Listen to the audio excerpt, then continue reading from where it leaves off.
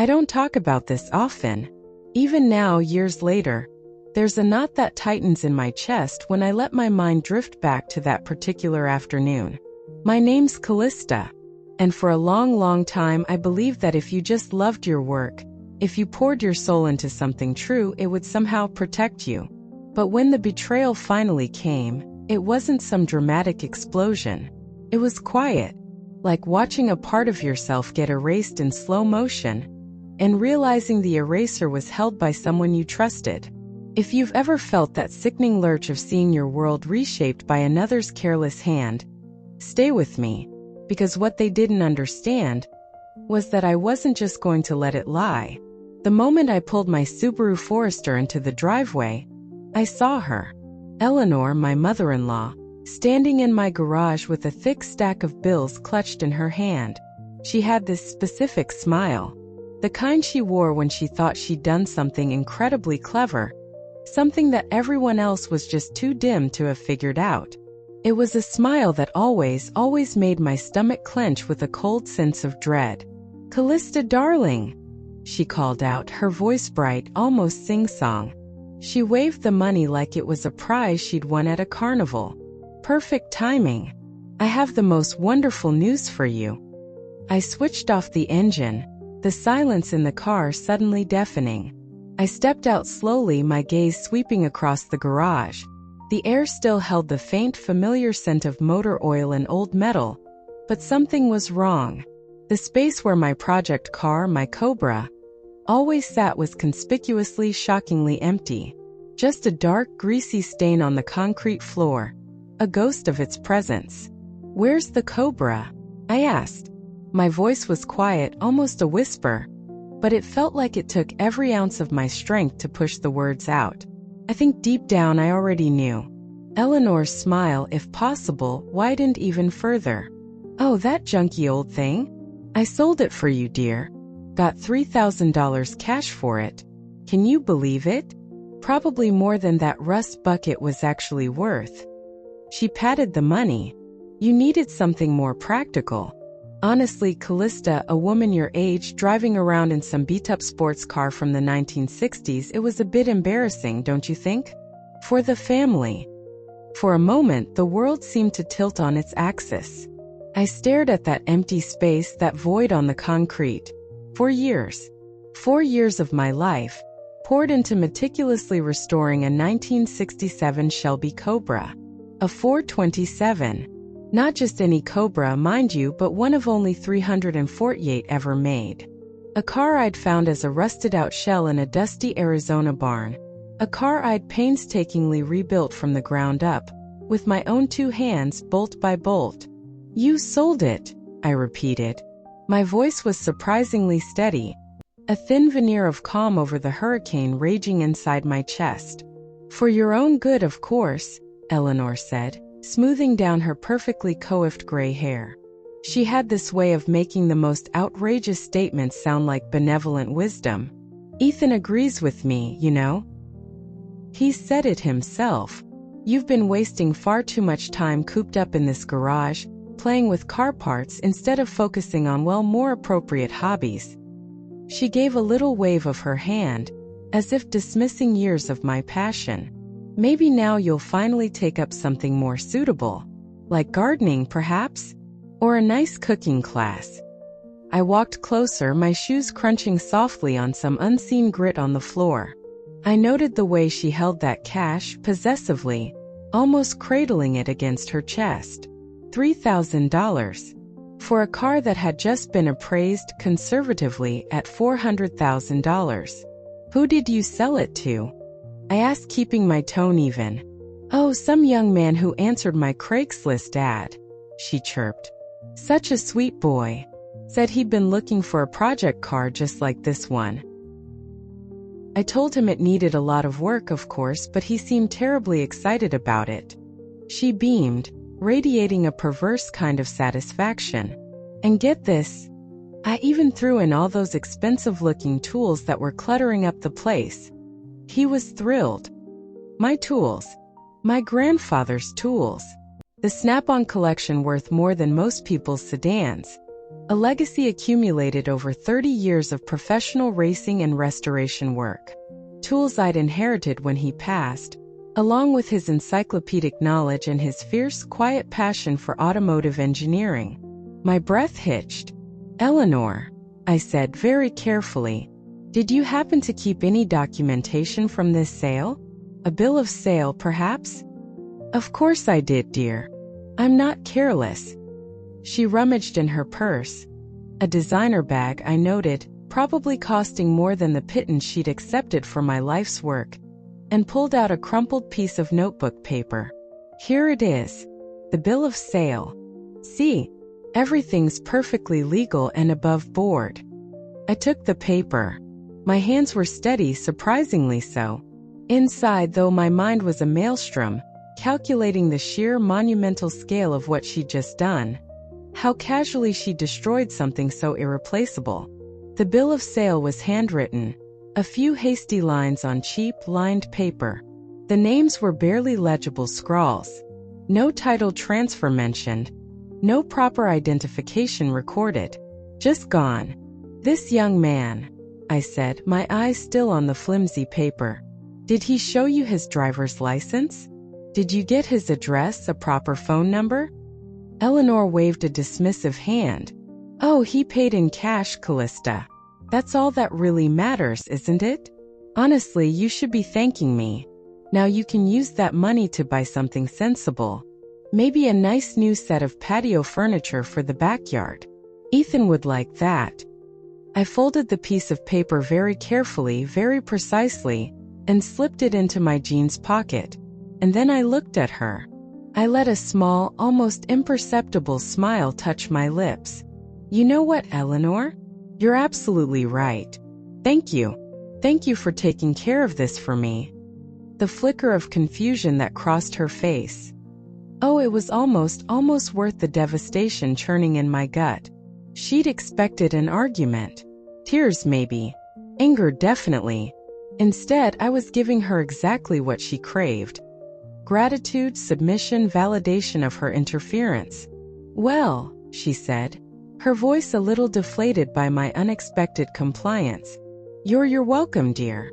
I just want what's best for you. For the family. Ethan will be so pleased when he gets home from his business trip. He'll see I was right all along." Ethan. My husband of 6 years. The man who'd given his mother a key to our house. For emergencies only, Callista, relax. And had never quite managed to draw any appropriate boundaries with her. Ethan, who thought my passion for restoring classic cars was cute. A quirky little hobby. But who fundamentally didn't understand why I'd rather spend my weekends covered in grease and grime than shopping for shoes or getting my nails done. "I'm sure he will be," I said, pulling out my phone. "Eleanor, would you mind just waiting here for a moment? I need to make a quick call. Something's come up." She nodded, already turning her attention back to the wad of cash, counting it again with obvious satisfaction. "Take your time, dear. I'll just tidy up this garage a bit more while you're at it. It's really in a dreadful state." I walked to the far corner of the garage, where the Wi-Fi signal was a bit stronger, my back to her. My fingers trembled slightly as I dialed a number I knew by heart. "Detective Ramirez, please. It's Callista Evans." A pause. Then, "Lena? It's Callista. I need to report a theft." "Callista? What happened? Are you okay?" "Detective Lena Ramirez. We'd been friends since college, back when we were both slogging through our respective demanding programs. She in criminal justice, me in mechanical engineering. She knew about my work, my quiet reputation in the vintage racing community, and she knew intimately the value of what I'd been building in that garage. "Someone sold my Cobra without my permission," I said, my voice low, glancing back at Eleanor, who was now attempting to rearrange my remaining socket wrenches, not by size or type, but by color. The sheer cluelessness of it would have been comical if it wasn't so devastating. "The 67? Lena's voice sharpened. "The one you've been restoring for Barrett Jackson? That Cobra?" "That's the one," I confirmed, the words feeling like ashes in my mouth. There was a low whistle on the other end of the line. Sympathetic. Angry. Jesus, Callista. Who did it? My mother-in-law, I said, the words flat, devoid of the emotion that was clawing at my insides. She had access to the garage. She thought she was doing me a favor, getting rid of my junk car for $3,000. A long pause. I could almost hear Lena processing the sheer audacity, the sheer ignorance. $3,000 for a numbers matching 427 Cobra? Another pause. She listed it on Craigslist, you said? As a project car that needed work? Apparently, I said. Callista, that's got to be the most expensive mistake in automotive history. Or close to it. What do you need from me? I've got the buyer's information from the bill of sale she so helpfully kept, I said, a bitter edge creeping into my voice despite myself. But it's sparse. Pretty sure it's all fake. Can you run what I have? See if we can track down where my car, my tools, where everything went. Absolutely. Text me everything you've got. Every scrap. And Callista, her voice softened. I'm so sorry. I know what that car meant to you. More than just metal and paint. I looked at Eleanor, still blissfully tidying, humming a little tune. Thanks, Lena. I'll send you the details right now. After I ended the call, I quickly typed out the buyer's supposed name, John Miller, the non-existent phone number, and the vague, likely fictitious address, and sent it all to Lena.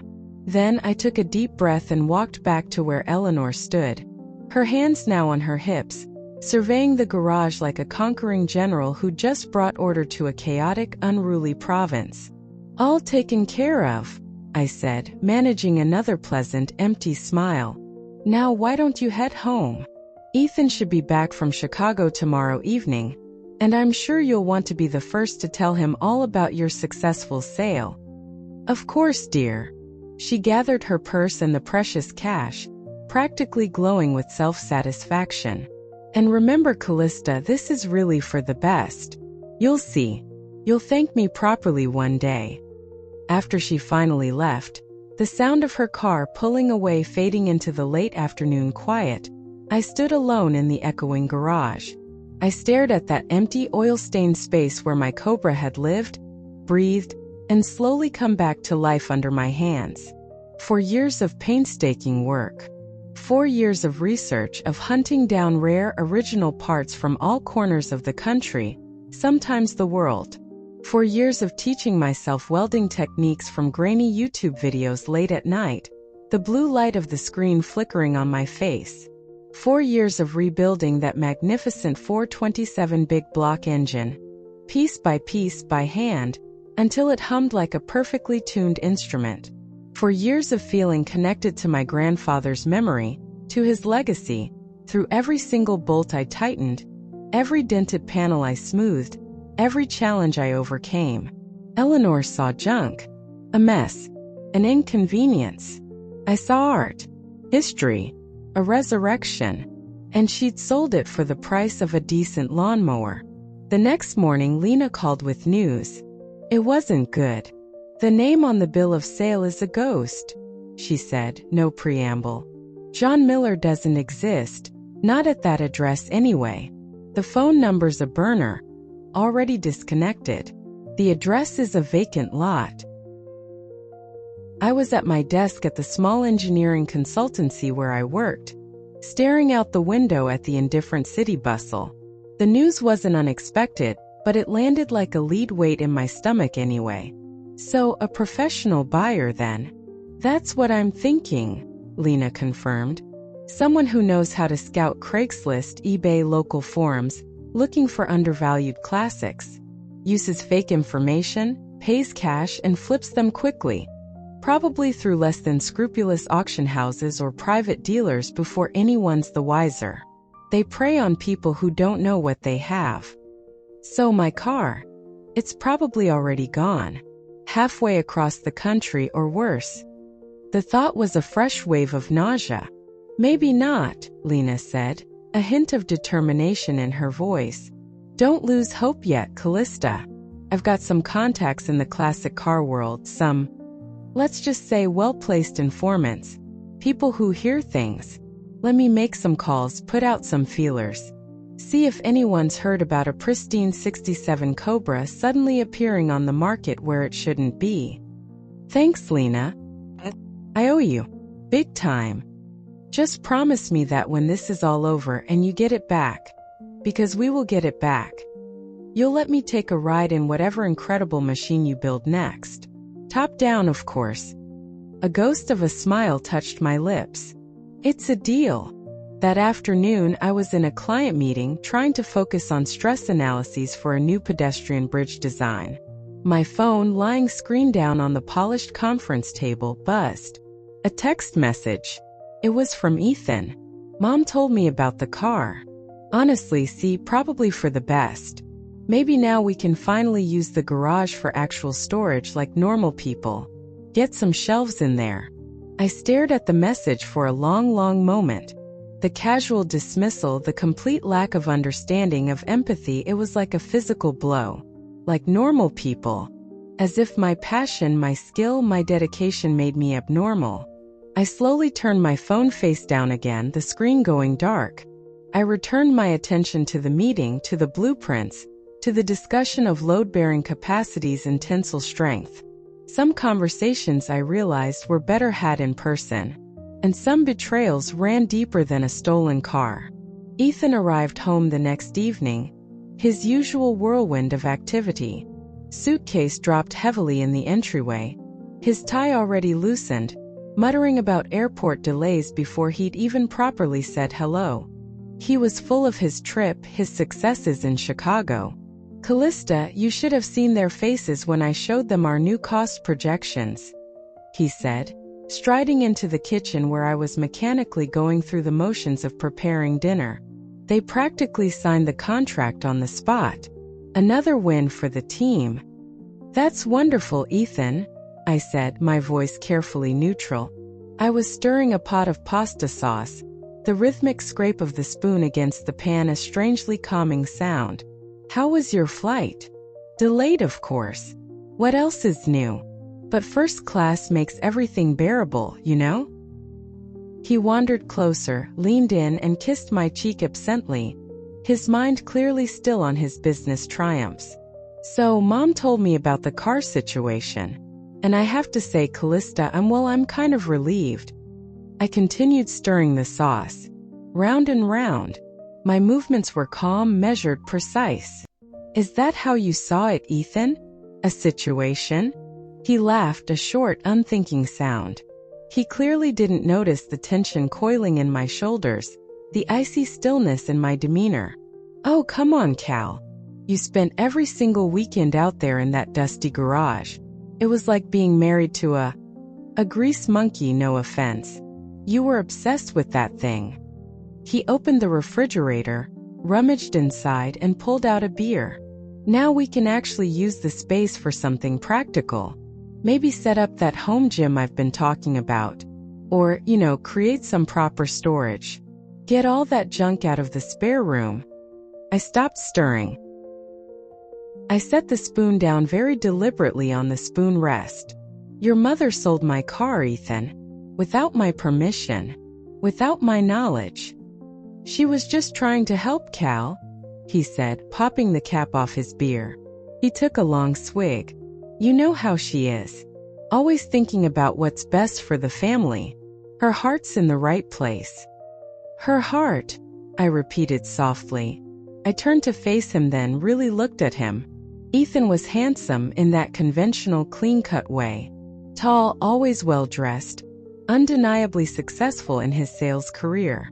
But standing there in our kitchen, so casually dismissing 4 years of my passion, my dedication, my heritage, as a minor inconvenience easily swept aside by his mother's good intentions, he looked like a stranger. A very well-dressed, very confident stranger who didn't know me at all. "That car, Ethan," I said, my voice quiet but carrying the weight of 1,000 unspoken frustrations, "was worth $400,000. Ethan, mid-swallow, nearly choked on his beer. He coughed, his eyes wide, staring at me in disbelief. What? 400,000? It was a 1967 Shelby Cobra 427, I elaborated, enunciating each word clearly. One of only 348 ever made. I'd been restoring it to museum quality. The plan was to take it to the Barrett-Jackson auction in Scottsdale next year. It was an investment. A legacy. The color drained from his face, leaving him pale and suddenly unsteady. You never told me it was worth that much. His voice was a hoarse whisper. You never asked, Ethan. The words were out before I could stop them, cold and sharp. In 6 years of marriage, you never once seriously asked me about the technical aspects of what I was doing in that garage. You never inquired about the research, the rarity, the potential value. You never showed any genuine interest beyond occasionally complaining that I spent too much time working on it, that I smelled like oil, that it was an eyesore. My voice was still quiet, but there was a tremor of years of suppressed hurt finally breaking through. But $3,000?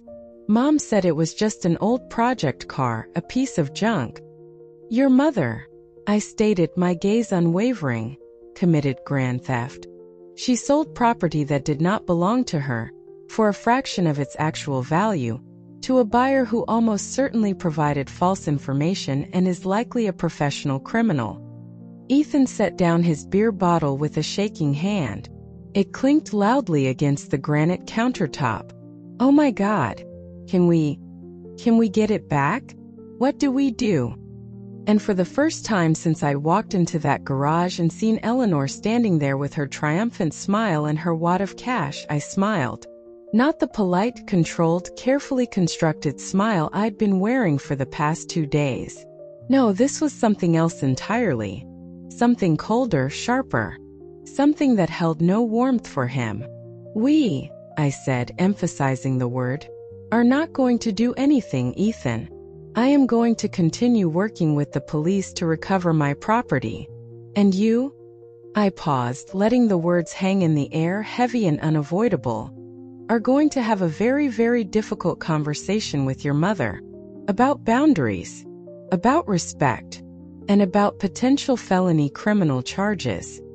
The next morning, the call came that changed everything. It was Lena. I found your car, Callista, she said, and the excitement in her voice was unmistakable, cutting through the fog of my despair. I was in my small office at the engineering firm, the door closed. I sat down heavily in my chair, my heart suddenly hammering against my ribs. Where? How? Scottsdale, Arizona, Lena said. A private collector down there, a guy named Alistair Finch. Apparently, he bought it from a local specialty dealer just yesterday. Paid $250,000 for it. $250,000. My mind reeled. Someone had made a very quick, very handsome profit flipping my Cobra. It was worth $400, fully restored and documented. I murmured, mostly to myself. Yeah, the dealer probably told him it still needed some finishing work, or that the provenance was a little murky to justify the price cut, Lena speculated. But here's the really good news, Callista. Finch is legit. A serious, respected collector. Not some fly-by-night flipper. When I reached out and carefully explained the situation, the theft, your mother-in-law, the whole 9 yards, he was, and I quote, absolutely horrified. So what does that mean practically? I asked, hardly daring to hope. It means we can prove the chain of theft clear as day, Lena said, her voice brimming with professional satisfaction. Finch has all the documentation from the dealer he bought it from. That dealer, once I leaned on him a little with the threat of receiving stolen property charges, suddenly remembered exactly who he bought it from, your John Miller, or whatever his real name is. And we have Eleanor's creative bill of sale. It's a clear-cut case. Finch's legal team is already in touch. He's willing to cooperate fully to return the car to you. I leaned back in my chair, a long shuddering breath escaping me. It felt like the first real breath I'd taken in days. "So, we can actually get it back?" "We can absolutely get it back," Lena confirmed. "Finch's insurance will likely cover his financial loss. The dealer is cooperating like his life depends on it to avoid criminal charges himself. And we're working with Scottsdale PD to trace the money trail back from the dealer to the original thief. It's looking like this John Miller might be part of a much larger ring specializing in this kind of targeted theft." "How long?" I asked, the practicalities starting to surface. "Could be a few weeks for all the official paperwork to clear, for the car to be released from evidence holds, and to arrange transport. But Callista, your Cobra is safe. It's being held securely as evidence. It's not going anywhere else." That evening, I called what I suppose you could term a family meeting. Ethan sat across from me at our polished dining room table, looking haggard and pale. He'd clearly had that difficult conversation with his mother, and it hadn't gone well for either of them. Eleanor arrived fashionably late, of course, still carrying herself with that infuriating air of wounded confidence, as if she were the one who'd been wronged.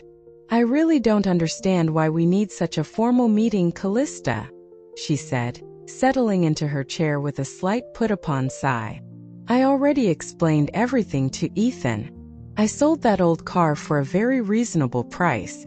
A bit of a fixer-upper, really." "Eleanor," I said, my voice calm level, "I'd rehearsed this. I need you to understand something very, very important. That old car you sold? It was worth approximately $400,000. She blinked, a flicker of something, surprise? Annoyance? In her eyes. "Don't be ridiculous, Callista. It was just an old thing, covered in dust." "It was a 1967 Shelby Cobra 427, Eleanor," I stated slowly and clearly. "It is one of the rarest and most valuable American muscle cars ever produced. I have spent the last 4 years of my life, and a significant amount of money, meticulously restoring it to concours condition, meaning it was being prepared for judging at the highest levels of classic car exhibition." Eleanor's confident expression faltered, just a little. That's impossible. It looked like junk. It was taking up so much space." "That's because professional automotive restoration is a process, Eleanor. A very involved, very detailed process. What you saw as rust and primer and disassembled parts was, in fact, a car that had been completely stripped down, with every single component, every nut, every bolt, every wire either painstakingly rebuilt, restored to original factory specifications, or replaced with period-correct new old-stock parts." I pulled out my tablet and opened the photo album I'd meticulously kept throughout the entire restoration. A visual diary of the Cobra's rebirth. "This," I said, placing the tablet on the table and swiping to the first photo, "is what it looked like when I first acquired it." The image showed the Cobra as I'd found it. A dilapidated, rusted shell, no engine, no interior, sitting forlornly on cinder blocks in that forgotten Arizona barn. Eleanor glanced at it dismissively. "See? Junk. Just as I said." I swiped to the next photo. This is after I'd had the body media blasted down to bare metal and begun the intensive body work. Hours and hours of hammer and dolly work, panel beating, ensuring every line was perfect, every curve true to the original design. The shell on the screen now gleamed with fresh, smooth primer, every iconic line clean and true. Another swipe. The engine rebuild. My grandfather's worn, cherished tools were spread neatly across my workbench. The massive 427 big block engine, the heart of the Cobra, was torn down to its individual components. Each piece meticulously cleaned, measured with micrometers, magnaflux for cracks, and then painstakingly restored or replaced. Pistons, rods, crankshaft, camshaft. A symphony of precision engineering. Eleanor's expression was growing less certain with each image. Her condescending smile had vanished. "The interior restoration," I continued, swiping again. "Hand-stitched leather seats, replicated exactly from original patterns. Original gauges disassembled, cleaned, rebuilt, and recalibrated. A dashboard that looked like it had just rolled off the Shelby American assembly line in 1967. Every switch, every knob perfect. The final assembly stages, everything coming together. The chrome replated to show quality. The paint, multiple coats of period-correct Guardsman blue, wet sanded and buffed to a flawless liquid shine. And this, I said, my voice dropping slightly as I swiped to the final series of photos, taken just a few weeks before. This is what you sold for $3,000 and a handful of empty promises. The completed Cobra sat in our garage, a gleaming masterpiece. Every surface perfect, every detail obsessively authentic. It looked like it had been transported through time directly from the Shelby factory, untouched by the intervening decades. A legend reborn. Eleanor's face had gone ashen. Her carefully applied lipstick suddenly looked garish against her pale skin. I had no idea, she whispered, her eyes fixed on the images. The sweet young man who bought it wasn't just some enthusiastic hobbyist looking for a project car, Eleanor. I continued, my voice relentless but still calm. He was almost certainly a professional car thief, or at least a scout for a theft ring. These people use platforms like Craigslist to find exactly these kinds of situations. Valuable classic cars being sold by individuals, often elderly or uninformed family members, who simply don't recognize their true worth or rarity. Car thief. Ethan's voice cracked. He looked from me to his mother, his face a mask of dawning horror. The name and address he gave you were entirely fake, I confirmed. The police are investigating, but he's likely part of a network. They specialize in exploiting family disputes, estate sales, or situations involving well-meaning relatives who think they're helping but are actually facilitating a significant crime. Eleanor was staring at the photos on the tablet, her mouth slightly agape. $400,000, she breathed. It was really worth that much? That's what its appraised insurance value was, yes. And potentially more at a high-profile auction like Barrett-Jackson. I paused, letting that sink in. The police have found it, by the way. My car. It's in Scottsdale, Arizona. A legitimate collector there bought it from a dealer for $250,000. He's cooperating fully with the investigation and is prepared to return the car to me. A flicker of desperate hope in Eleanor's eyes. So we can get it back? It's not lost? I can get it back, I corrected gently but firmly. It is my property. But there's something else you need to understand, Eleanor. Something very serious. I looked directly at her, then at Ethan, then back at Eleanor. What you did, it wasn't just a mistake. It wasn't just poor judgment. Legally, it was theft. You sold property that did not belong to you.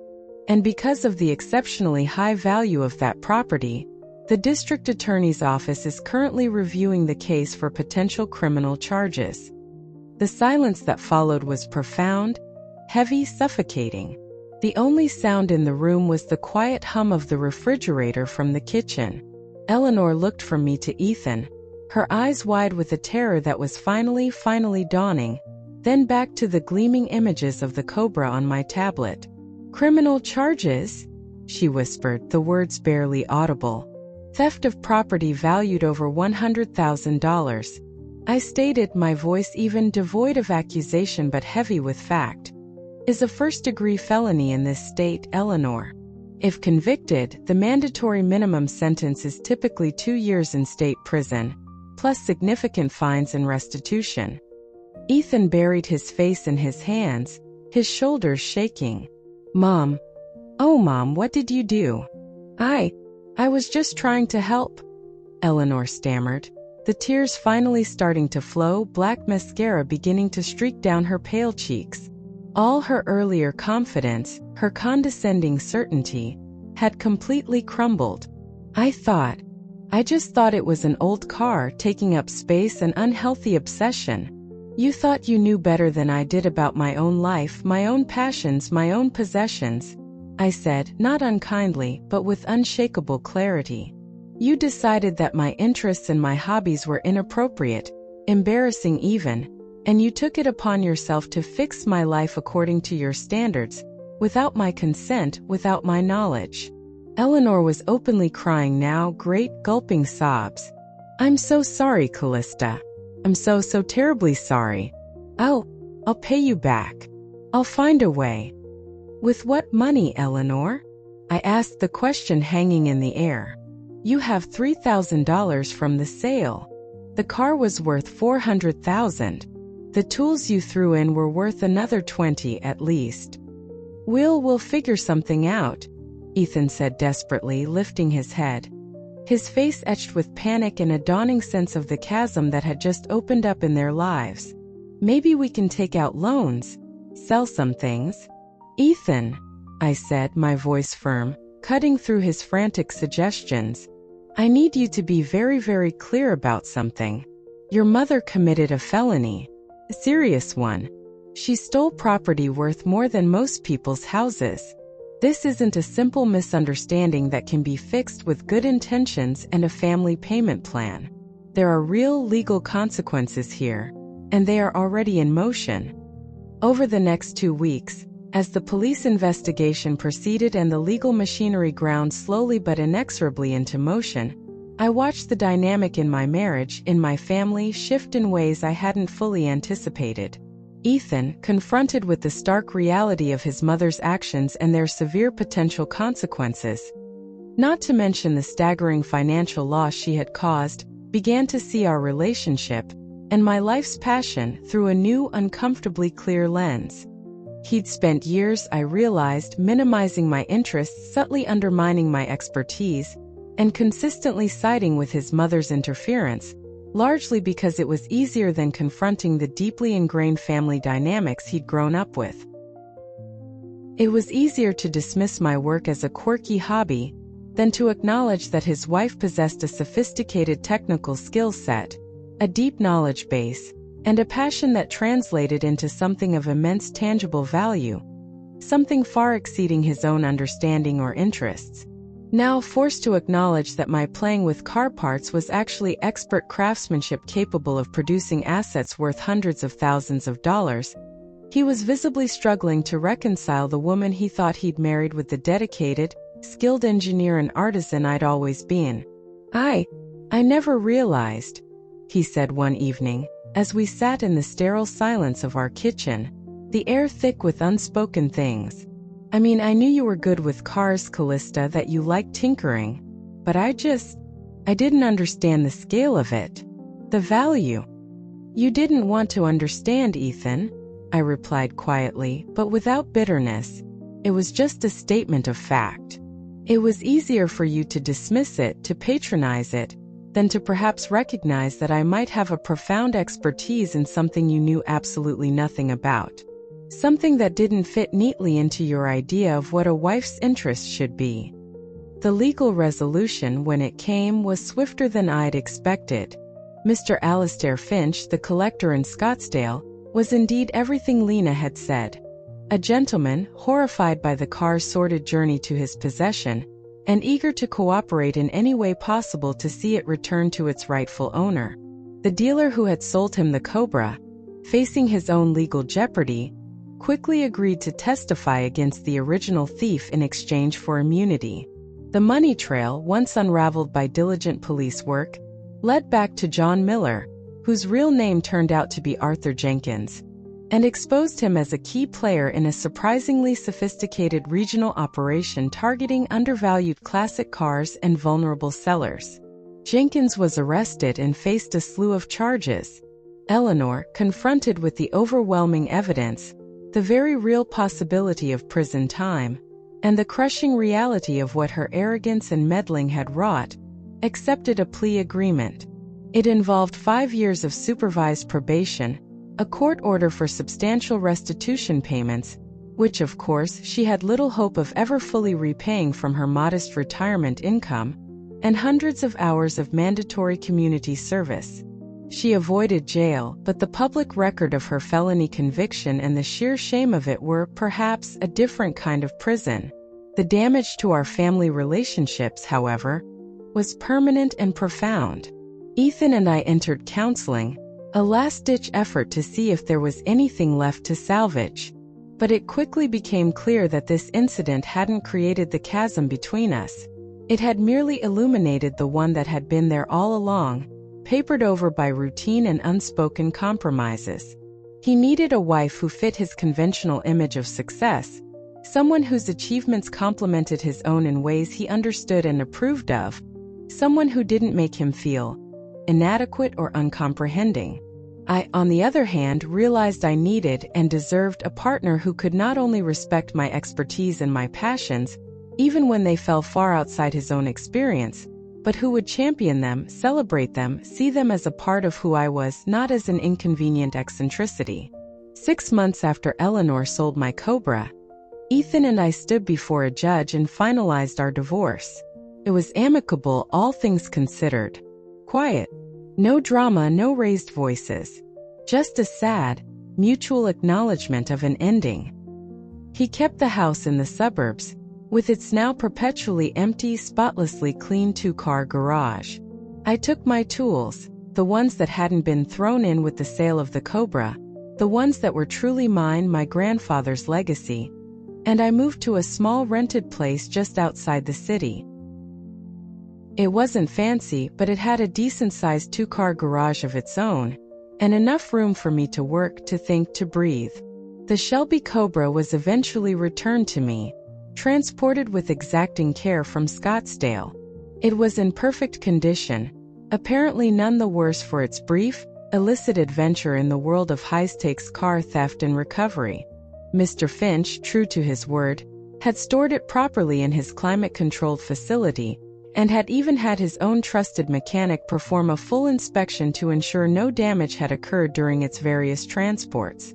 But I found I'd lost the desire to finish that particular project, to take it to Barrett-Jackson as I'd originally planned. Too much had happened. Too many painful associations had been irrevocably tainted. The joy had been leached out of it by betrayal and misunderstanding. So instead I sold it myself. Properly this time, through a reputable consignment dealer, with full documentation, verified provenance, and every I dotted and T crossed. It brought $420,000 at a private sale to another discerning collector. With that money, I bought something I'd always dreamed of owning, something that resonated with me on a much deeper, more personal level, but never thought I could realistically afford. A 1970 Plymouth Barracuda. A Cuda. Not as exceptionally rare or monetarily valuable as the Cobra, perhaps, but infinitely more meaningful to me. My grandfather had owned one just like it, a plum-crazy purple beast, back in the day. He'd taught me the basics of engine mechanics on that car, let me hand him tools, explained the magic of internal combustion. He'd even, when I was old enough, taught me to drive stick in that very car. Its rumbling Hemi an unforgettable soundtrack to my youth. This one I found languishing in a barn in rural Pennsylvania, covered in 3 decades of dust and forgotten dreams. This time, though, I was building it for myself. Not for auction, not for investment, not for anyone else's approval or validation. Just for the pure, unadulterated joy of taking something broken, something forgotten, and making it beautiful and whole again. For the satisfaction of the work itself. On weekends now, I work in my new garage with the big roll-up doors wide open, letting the sunlight and fresh air stream in. Music plays, usually classic rock, my grandfather's favorite. My tools are spread across the workbench in organized chaos, exactly the way he taught me. Neighbors sometimes stop by, curious about the old muscle car slowly taking shape under my hands. Some of them are surprised, I can tell, to find a woman doing this kind of intensive ground-up restoration work. But most are just impressed by the craftsmanship, the attention to detail. They ask questions. They admire the progress. It's nice. Ethan sends occasional texts, usually on holidays or what would have been our anniversary. Polite, distant. He's dating someone new, he told me in one message. Someone who, in his words, appreciates the finer things in life and enjoys a more relaxed pace. I always text back politely, wishing him well. There's no anger left, just a kind of quiet resignation, and a touch of sadness for what we couldn't be for each other.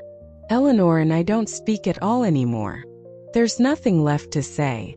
That's probably for the best for both of us. The restitution checks arrive like clockwork, small amounts, a constant reminder of a debt that can never truly be repaid. Last month, Lena, my friend Detective Ramirez, stopped by to see how the CUDA was coming along.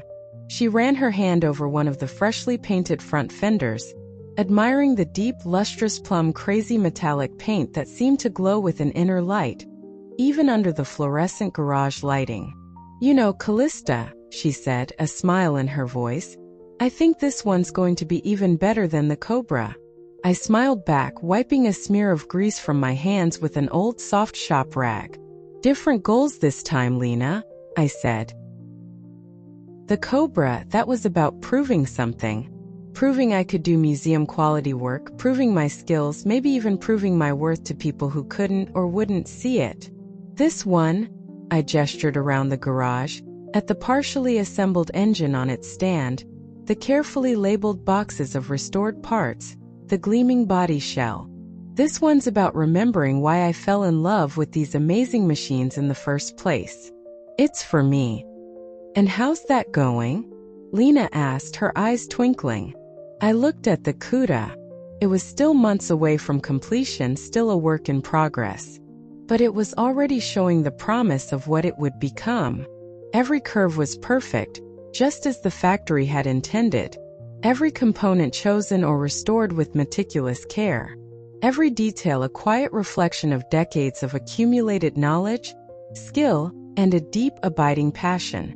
"Better than I ever expected," I said, and I felt a genuine, uncomplicated happiness bloom in my chest.